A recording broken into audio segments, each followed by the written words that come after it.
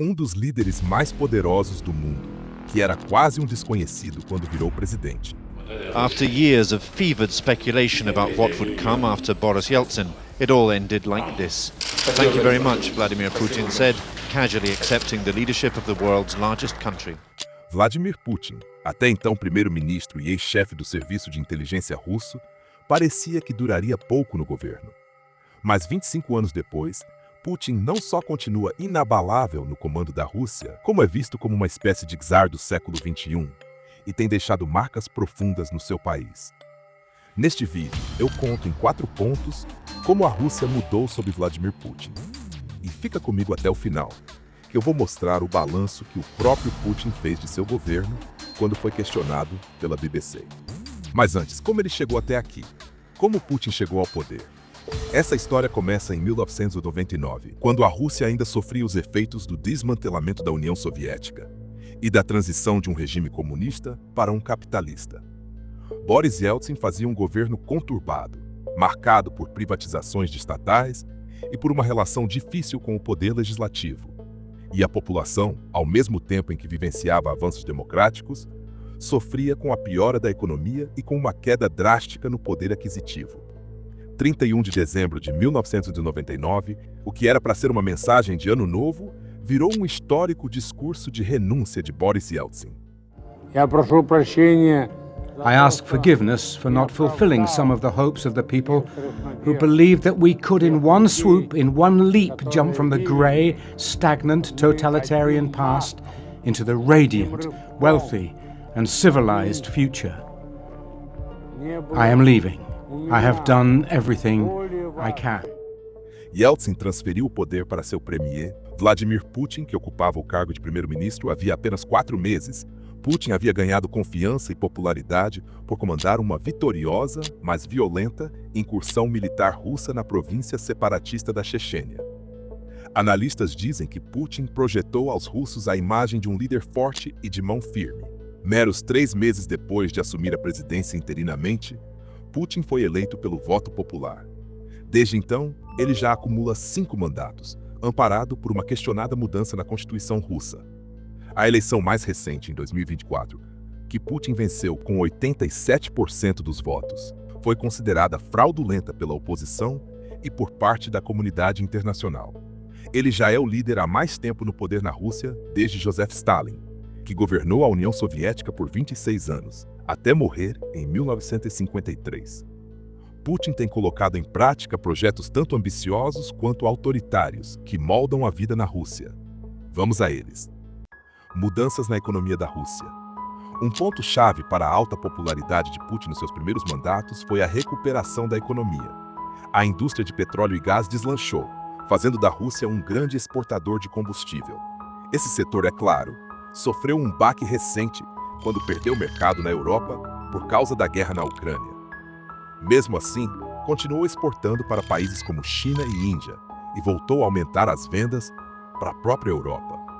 O conflito na Ucrânia e as sanções ocidentais forçaram Putin a voltar grande parte da produção econômica para a guerra e para a indústria de armamentos. Não se sabe se esse modelo vai ser sustentável no longo prazo, mas até o momento tem mantido a economia russa funcionando, graças também à entrada de mais produtos chineses. A aproximação com a China é um entre vários movimentos de Putin no xadrez geopolítico global. Relações exteriores russas. Na sua primeira década no poder, ele manteve relações diplomáticas e comerciais cordiais com o Ocidente. Mas as ofensivas na Ucrânia mudaram esse cenário. E se a relação com a Europa continua azedada, o mesmo não dá para dizer dos Estados Unidos. Um próximo capítulo a ser observado é como ficarão as relações entre Moscou e Washington no governo Trump, que tem se aproximado cada vez mais de Putin.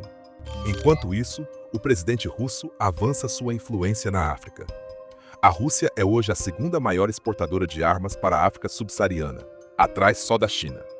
O país também está presente no continente com o temido Grupo Wagner, um grupo mercenário com tentáculos em países como Níger, Líbia, Mali e Sudão. O Wagner, que desde a morte de seu líder, Yevgeny Prigozhin, foi rebatizado de Africa Corps, entrou nesses países oferecendo serviços de segurança privada para governos instáveis. mas também passou a participar da exploração de petróleo e de mineração, por exemplo. O grupo mercenário é visto por analistas como uma ferramenta de política externa da Rússia, ao expandir a influência e servir aos interesses de Moscou. Autoritarismo na Rússia. Bom, agora que a gente falou das relações exteriores da Rússia, vem a pergunta: como o país mudou internamente? Algo nítido, segundo observadores, é o aumento do autoritarismo. A ONU estima que pelo menos 1.300 russos tenham sido presos por motivos políticos, principalmente por criticar a invasão da Ucrânia. E diz que a imprensa independente é perseguida e silenciada na Rússia. The aggressive war, the full-scale invasion against Ukraine, which started 3 years ago in 2022, has exacerbated actually the repression against civil society, against any anti-war expression inside the Russian Federation. Embora o Kremlin negue o aumento do autoritarismo, o correspondente da BBC na Rússia diz que é algo perceptível no dia a dia. E a vida dos russos mudou em outros aspectos também. Para começar, a guerra tem impacto direto em dezenas de milhares de famílias. Uma investigação da BBC identificou mais de 95 mil soldados russos que morreram em combate. Outros milhares de jovens se mudaram do país para escapar do recrutamento militar. A Rússia, aliás, vive uma crise demográfica, e a projeção da ONU é de que, até o final deste século, o país tenha 20 milhões de pessoas a menos do que tem hoje. E como os russos enxergam esse cenário todo? Como o próprio Putin avalia seus 25 anos no poder? Veja a resposta dele para a BBC no final de 2024. Exactly 25 years ago, I said, when Boris Yeltsin resigned and handed you power, he told you, take care of Russia. But what of the significant losses suffered in your so-called special military operation in Ukraine? And the Ukrainian troops now in Russia's Kursk region? And sanctions and high inflation? Do you think you've taken care of Russia?